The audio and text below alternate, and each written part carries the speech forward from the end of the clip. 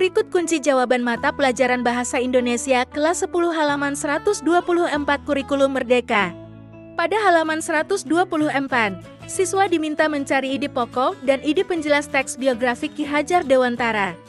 Kunci jawaban ini digunakan sebagai panduan dan pembanding oleh orang tua untuk mengoreksi pekerjaan anak. Dari 7 paragraf, masing-masing terdapat ide pokok dan ide penjelas.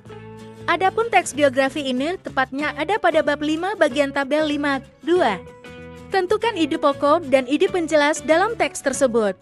Paragraf 1. Jawaban. Ide pokok gelar yang didapatkan Ki Hajar Dewantara. Ide penjelas. Nama aslinya ialah Raden Mas Wardi Surjaningrat yang lahir di Yogyakarta, tanggal 2 Mei tahun 1889. Ia dibesarkan di lingkungan keluarga keraton Yogyakarta. Saat berusia 40 tahun menurut hitungan tahun Cake, barulah berganti nama menjadi Ki Hajar Dewantara. Semenjak itu, Ki Hajar Dewantara tidak lagi menggunakan gelar kebangsawanan di depan namanya. Hal ini dimaksudkan agar dapat bebas dekat dengan rakyat, baik secara fisik maupun hatinya. Ki Hajar Dewantara menamatkan sekolah dasar di LS Sekolah Dasar Belanda dan melanjutkan sekolahnya ke STIPA Sekolah Dr. Bumi Putra. Lantaran sakit, sekolahnya tersebut tidak dapat ia selesaikan. Paragraf 2. Jawaban. Ide pokok, latar belakang dari Ki Hajar Dewantara.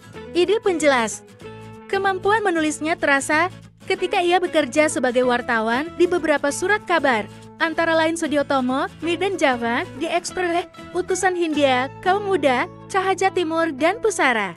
Tulisan-tulisannya sangat komunikatif, tajam dan patriotik, sehingga mampu membangkitkan semangat anti-kolonial bagi pembacanya. Selain bekerja sebagai seorang wartawan muda, Ki Hajar Dewantara juga aktif dalam berbagai organisasi sosial dan politik. Pada tahun 1908, Ki Hajar Dewantara aktif di seksi propaganda Budi Utomo untuk menyosialisasikan dan menggugah kesadaran masyarakat Indonesia mengenai pentingnya persatuan dan kesatuan dalam berbangsa dan bernegara. Kemudian, bersama Duwes Dekker Dr. Danudirja Setiabudi dan Dr. Cipto Mangunkusumo nantinya akan dikenal sebagai 3 serangkai. Paragraf 3.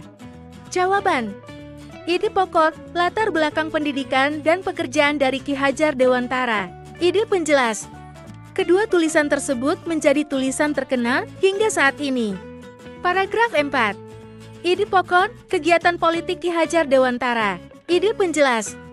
Duwes Dekker dan Cipto Mangunkusumo, rekan seperjuangannya, menerbitkan tulisan yang bernada membela Ki Hajar Dewantara. Mengetahui hal ini, Belanda pun memutuskan untuk menjatuhi hukuman pengasingan bagi keduanya. Duwes Dekker dibuang di Kupang, sedangkan Cipto Mangunkusumo dibuang ke Pulau Banda. Namun, mereka menghendaki dibuang ke negeri Belanda karena di sana mereka dapat mempelajari banyak hal daripada di daerah terpencil. Akhirnya, mereka diizinkan ke negeri Belanda sejak Agustus tahun 1913 sebagai bagian dari pelaksanaan hukuman.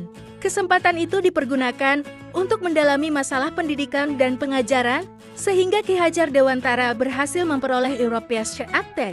Pada tahun 1918, Ki Hajar Dewantara kembali ke tanah air. Paragraf 5. Jawaban. Ide pokok, penyebab Ki Hajar Dewantara dibuang ke Belanda. Ide penjelas.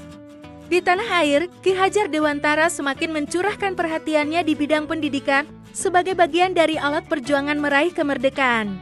Taman Siswa ialah suatu lembaga pendidikan yang memberikan kesempatan bagi para pribumi jelata untuk dapat memperoleh hak pendidikan, seperti halnya para priayi maupun orang-orang Belanda.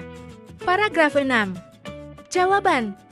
Ide pokok, jasa dari Ki Hajar Dewantara. Ide penjelas. Selama aktif di Taman Siswa, Ki Hajar Dewantara juga tetap rajin menulis. Tema tulisannya beralih dari nuansa politik ke pendidikan dan kebudayaan berwawasan kebangsaan.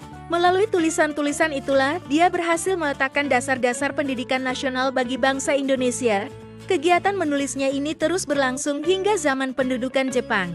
Saat pemerintah Jepang membentuk Pusat Tenaga Rakyat Putera dalam tahun 1943, Ki Hajar ditunjuk untuk menjadi salah seorang pimpinan bersama Ir. Soekarno, Dr. Randus, Muhammad Hatta, dan K.H. Mas Mansur. Paragraf 7. Jawaban. Ide pokok, Setelah kemerdekaan Indonesia berhasil direbut dari tangan penjajah dan stabilitas pemerintahan sudah terbentuk, Ki Hajar Dewantara kemudian dipercaya oleh Presiden Soekarno untuk menjadi Menteri Pendidikan, Pengajaran, dan Kebudayaan yang pertama. Ide penjelas. Melalui jabatannya ini, Ki Hajar Dewantara semakin leluasa untuk meningkatkan kualitas pendidikan di Indonesia. Pada tahun 1957, Ki Hajar Dewantara mendapatkan gelar Dr. Honoris Causa dari Universitas Gadjah Mada. 2 tahun setelah mendapat gelar Dr. Honoris Causa itu, tepatnya pada tanggal 28 April tahun 1959, Ki Hajar Dewantara meninggal dunia di Yogyakarta dan dimakamkan di sana. Disclaimer: jawaban di atas hanya digunakan untuk memandu proses belajar anak. Soal ini berupa pertanyaan terbuka, yang artinya ada beberapa jawaban tidak terpaku seperti di atas. Download Tribun X sekarang, menghadirkan lokal menjadi Indonesia.